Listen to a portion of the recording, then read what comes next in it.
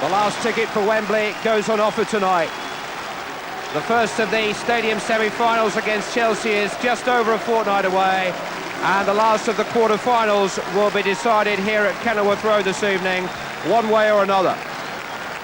Luton Town are the sole survivors of the cup-fighting First Division.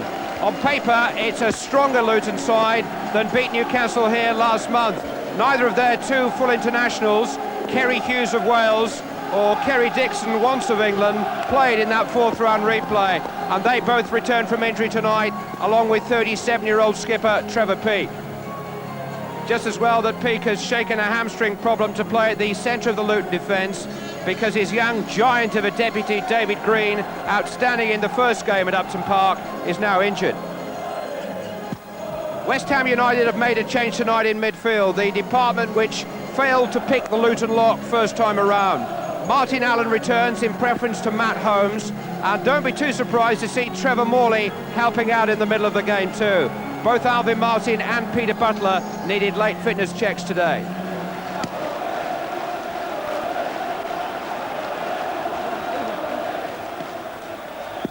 The road to Wembley ends here.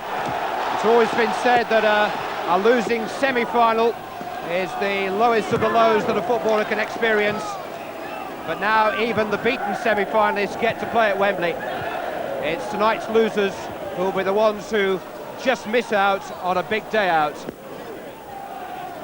And on a big payout, judging by the semi-final prices. Trevor Peake, Mike Marsh. Put out by Alan Harper.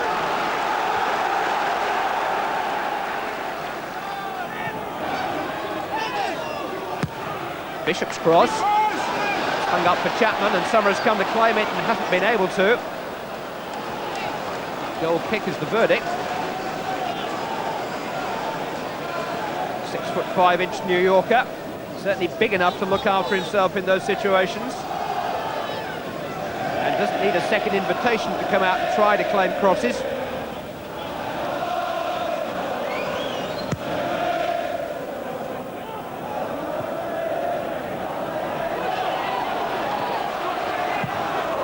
Quite a sharp back pass by Potts and McCloskey, but Oakes, having followed it in, was inevitably caught offside. McCloskey actually found Kerry Dixon. Luton unable to prop it.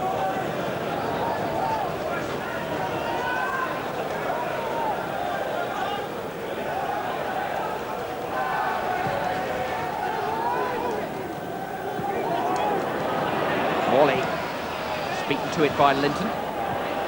Dixon beat to it by Martin. Priest. Butler. Bounced awkwardly for Allen. This is James. Now Kerry Hughes.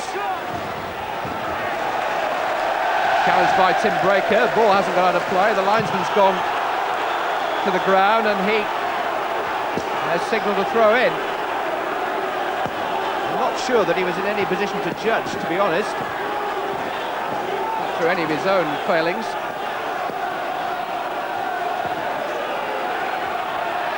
And Hughes can get some length on these throws. Dreyer and Oakes are standing in front of McCloskey. Martin came to try to claim it. Dixon has done. This is Hughes, a little long for Linton, and headed away by Morley. Might still come for Telfer. Struck it very cleanly. And McCloskey got down very quickly.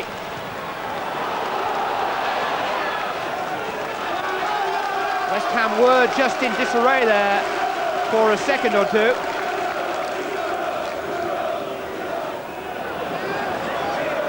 Long throw that initially caused the problems. They didn't quite get it clear, and Telfer caught it nicely. Priest looking to get Telfer running at West Ham. McCloskey more up than out. Bishop and Butler with a communication breakdown. Here's Dixon with a header. It's awkward for McCloskey.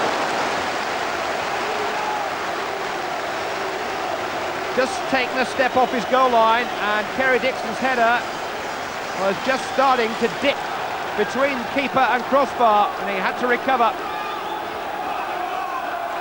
Not many taller goalkeepers than Luton McCloskey.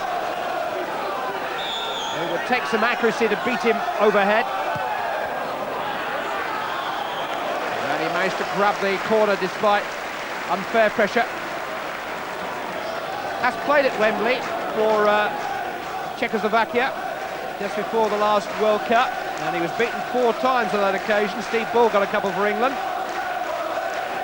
and we sometimes don't appreciate how much it would mean to an overseas player to play there in a major occasion like a semi-final.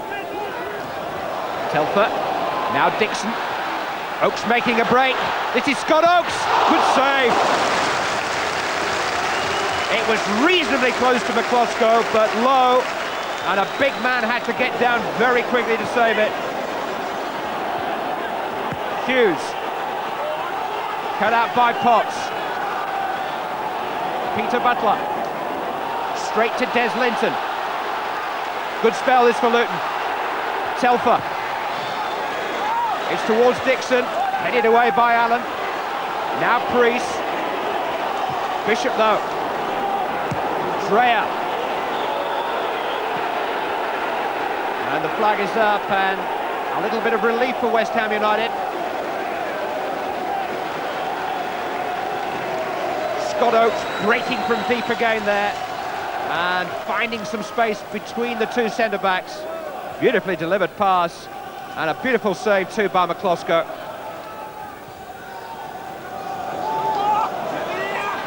Butler. Burrows. Morley.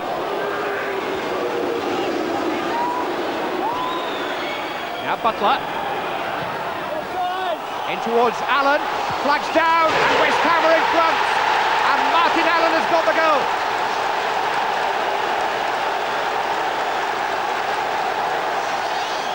And Luton got it all wrong. And Billy Bonds, who recalled Allen tonight after leaving him out of the side for the league game against Newcastle on Saturday, has been rewarded with an opening goal in 30 minutes. Allen, who scored in the 3rd round against Watford, has now, more importantly, scored in the 6th round against Luton Town.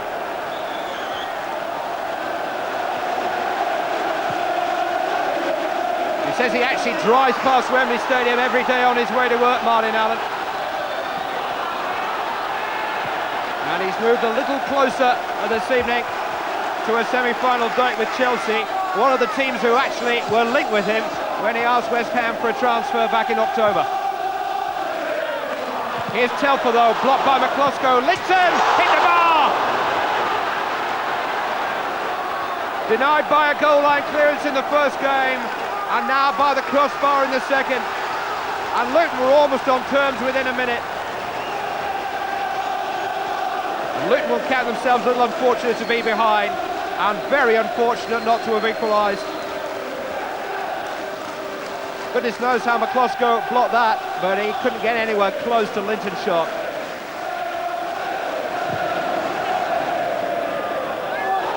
Priest has found Oakes. So too has Potts just. Dixon in towards Oakes. Oh! He's scored in the last 3 rounds now, Scott Oakes. And Luton Town are back on terms and back on course for Wembley. It was a thunderous finish. Dispossessed initially by Potts. Up went the arms, in went the goal.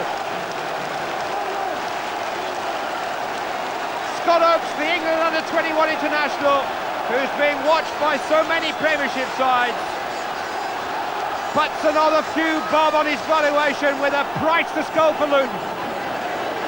Bishop, space for Allen to his right. Now Breaker's getting there too. Long, far too long for Chapman.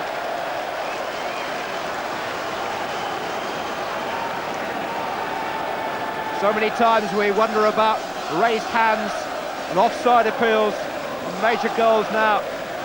Maybe the player on the far side is just playing them on. The 18-yard line is the key. And I think Allen and the supporting player Chapman are just onside.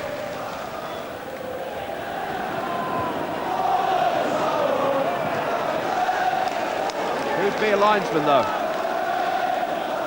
There was a hand up too when Scott Oakes equalised, but Tim Breaker dropped very deep there to cover Oakes' initial foray. And when the ball came back in from Dixon, Breaker just went a little bit too late, and Oakes was clearly onside.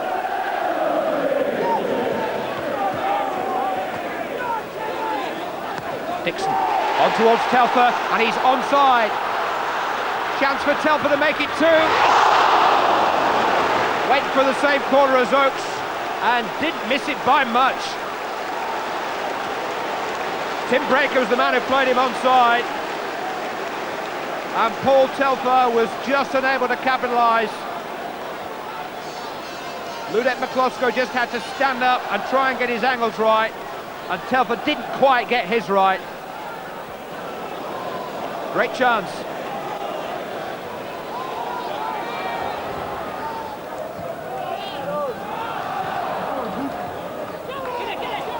Playing stoppage time at the end of the first half.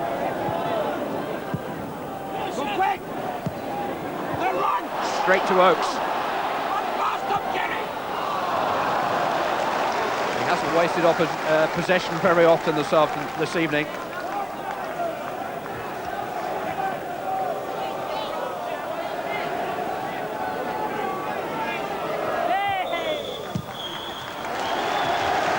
The end of an absorbing half of ebb and flow. Martin Allen giving West Ham United the lead after half an hour, but it was a lead which lasted for just 7 minutes. Scott Oakes' gathering reputation went up a notch or two with a beautifully struck equaliser, and at the break it's all square, 1-1.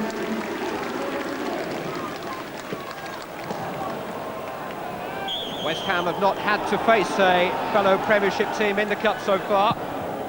Not sure if that's a good thing or a bad thing, the way the seeds have been tumbling in the competition. They've come from behind to beat Watford and Notts County with late goals. They went at Kidderminster then, of course. All victories by single goal margins. Very bumpy road to Wembley, and a very bumpy ride tonight against the Luton side, who've created 90% of the chances, but scored only 50% of the goals. Ian Bishop. Martin Allen. Tim Breaker has got forward in this attack. Headed by Peake has come for Marsh. Telfer just stood in front of him. The referee was close enough to judge. And here goes Oakes. He's only 21 years of age, Scott Oakes. It's usually the senior players like Peter Beardsley and Nigel Clough and Eric Cantona who are able to pull deep and find space where others can't, but Oakes has an eye for it.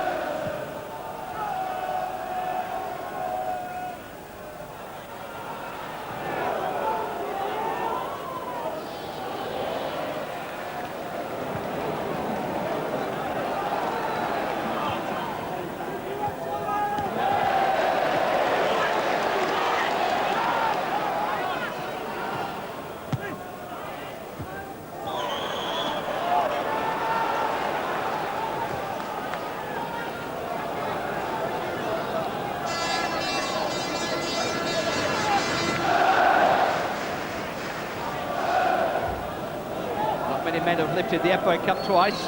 The highlights of 27 uninterrupted years of service to West Ham by Billy Bonds, MBE. Here's Oakes, and that's his second! Second half just 2 minutes old, and Scott Oakes has done it again.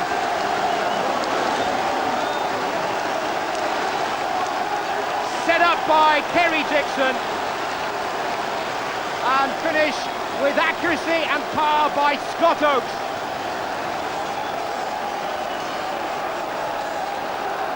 And the FA Cup has thrown up another name to watch. And the name is Scott Oakes. And the scoreline is Luton 2, West Ham 1.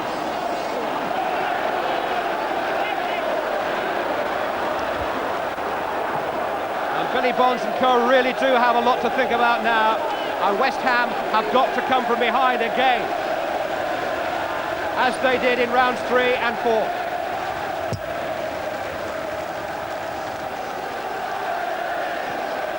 He just strikes it with such confidence and such sweetness. Lovely goal. Linton. Breaker. Butler. Bishop. And now Allen. Chapman. One back though by Harper and played forward by Priest, and here goes Oakes again. He's away from Martin. Potts just got there. Very, very polished defending by Steve Potts. His hand was actually quite close to the ball there, just for a split second. But it was his outstretched leg which denied Scott Oakes in the nick of time. Again, the service was good to Oakes. Defending excellent from Potts.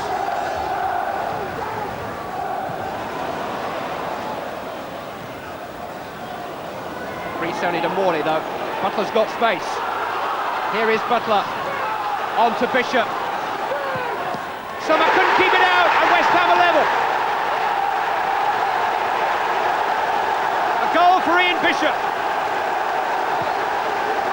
And it's all square again.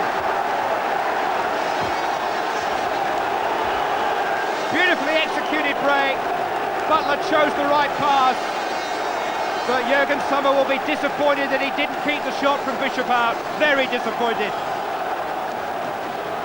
It was a tight angle. It was a firmly struck shot, but no more. He got a hand to it and just helped it inside the post.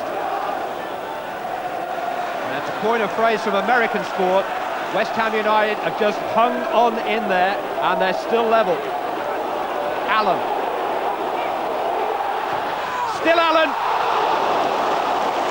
Sommer did his job that time. Just. I don't think the goalkeeper quite got the contact on it that he'd hoped to from Alan's shot, but he managed to smuggle it round his post.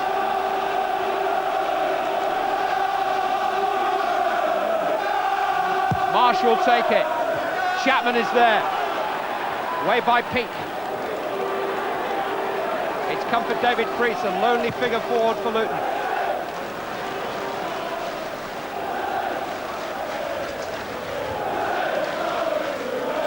Martin Allen trying his luck on his left foot, and Jurgen Sommer's luck was in by about 3 feet.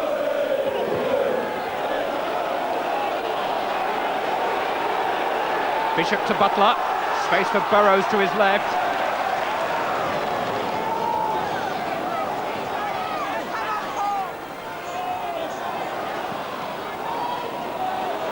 Butler, Bishop, Morley, away by Dreyer, only as far as Allen. Morley, Breaker. Marsh, Bishop. Didn't miss by much. Was starting to come down, but not quite quickly enough for Ian Bishop. A sort of hooked shot, wrapped his foot around it. Jurgen Sommer had maybe a foot and a half to spare.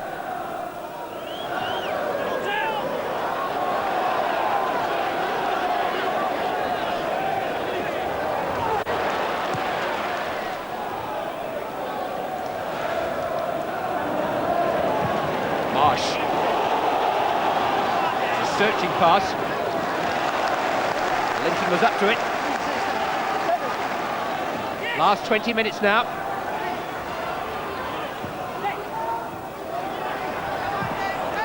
Butler breaking the challenge of Priest, finding Bishop. Alan Harper has voiced an opinion on that challenge. And he will be shown the first yellow card of the night. And the colour will change if he's not careful.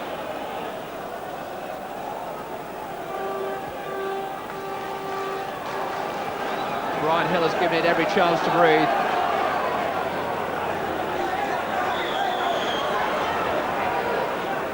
Martin Allen, charged down by Harper, ironically. James caught though by Butler. Alvin Martin, ploughing on.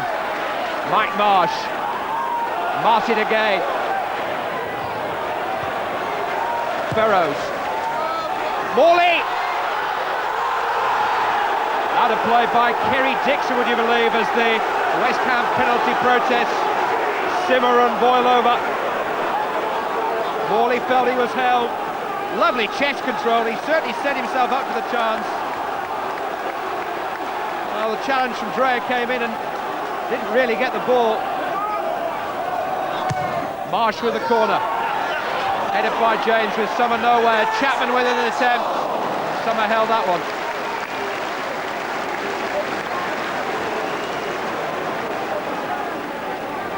Hard times for the rookie goalkeeper.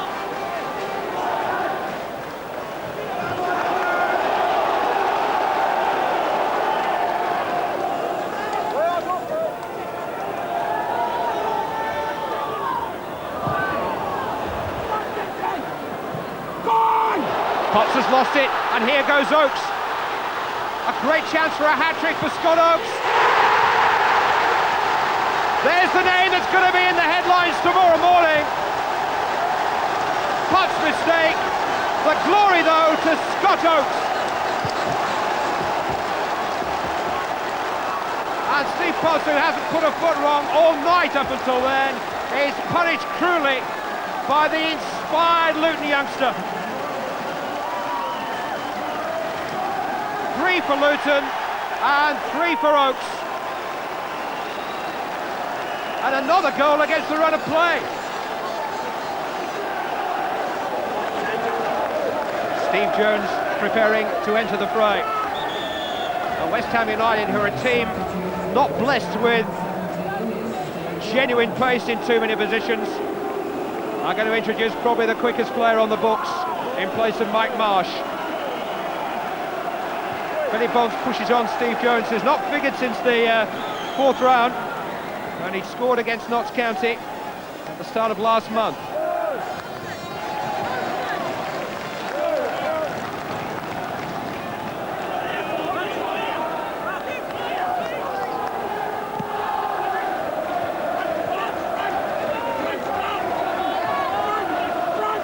Butler, Bishop, Chapman.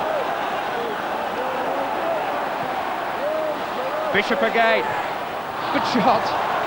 He's pulled it wide of Summers' right-hand post. Contact was good anyway, direction not quite so good.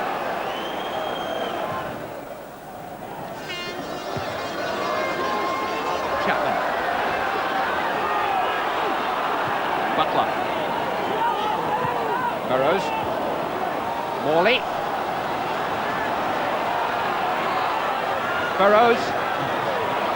Dixon got back with the challenge. Break up. Chapman. Morley has set up Butler. Free kick given West Ham's way. Morley impeded on the edge of the penalty area. Inside the last 5 minutes.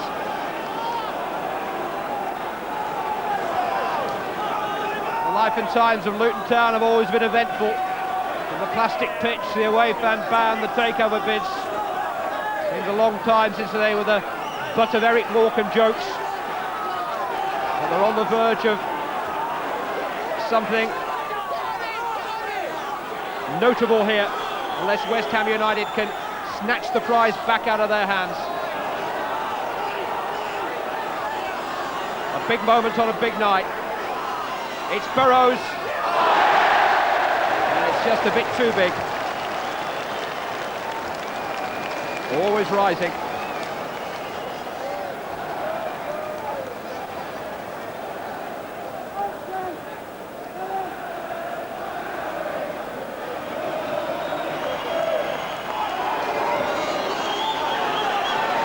Chapman. Away by Dreyer.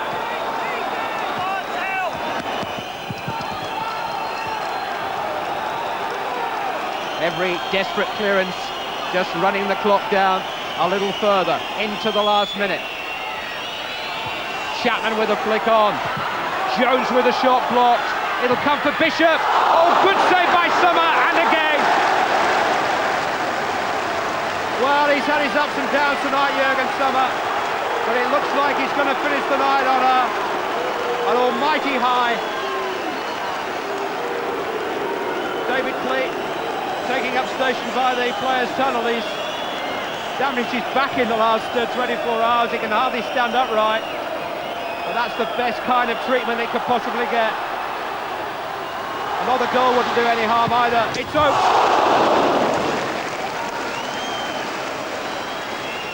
He is dynamite. Thundered into the side netting.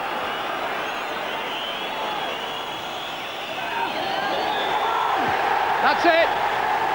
Luton Town have made it all the way down the road to Wembley. And the FA Cup has spilled another of its favourites. And David Cleat has beaten the odds with Luton yet again. A player he brought with him to the club from Leicester City, rated at just £70,000. Scott Oates has scored the hat-trick, which sends Billy Bonds and West Ham out. It will be Cleat versus Hoddle, cup finalists together with Spurs 7 years ago. The Premiership monopoly broken by a team from the bottom half of the First Division. And the year of the underdog is far from over yet. Scott Oates will grace Wembley with his skills, and Luton Town will take on Chelsea with a fighting chance of going all the way. They've beaten West Ham United tonight by 3 goals to 2.